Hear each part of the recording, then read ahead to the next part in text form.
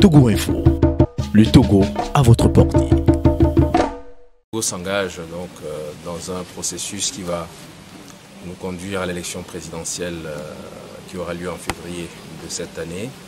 Et encore une fois, nous avons le sentiment que les conditions idoines pour une élection intègre, ces conditions ne sont pas du tout remplies. Déjà, l'instance suprême qui organise ou qui définit le cadre de mise en œuvre de l'élection, je veux parler de la Cour constitutionnelle. À l'évidence, notre Cour constitutionnelle a du plomb dans l'aile. Elle est manifestement illégale puisqu'elle ne répond pas aux dispositions de la loi fondamentale. Nous avons le sentiment qu'aujourd'hui, il y a une confusion des genres puisque l'acte de création de la Cour constitutionnelle dit clairement qu'il faut 9 membres.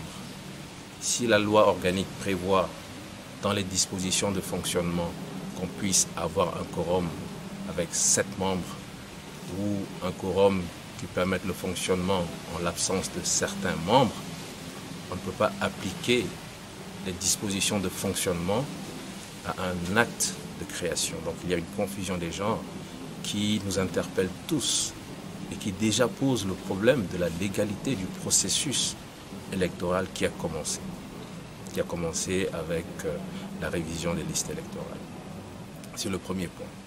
En dehors de ce problème profond et grave que pose aujourd'hui la Cour constitutionnelle, et je crois que sur ce problème nous n'avons pas fini de discuter, de statuer, il va falloir certainement dans les prochains jours, dans les prochaines semaines, qu'on puisse dire clairement ce qu'il va advenir de la Cour constitutionnelle, ce qu'il va advenir de ce processus qui a déjà été entamé, et je le dis encore dans l'illégalité, puisque ne répondant pas aux dispositions de la loi fondamentale, au-delà des éléments qui concernent la Cour constitutionnelle, je pense qu'il va également falloir se prononcer sur d'autres aspects du processus électoral qui avait déjà fait l'objet de multiples recommandations.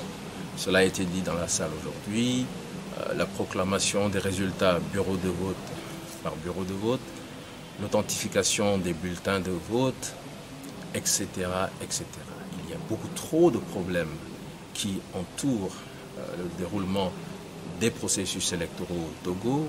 Plusieurs missions d'expertise internationale sont passées et ont fait des recommandations. Et nous avons le sentiment que ces recommandations ne sont jamais prises en compte pour permettre d'avoir un processus fiable.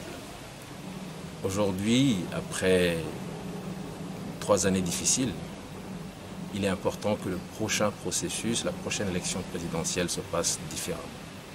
Et donc, fort de tout cela, nous avons jugé nécessaire de réunir des acteurs politiques, des candidats déclarés, des organisations de la société civile pour échanger.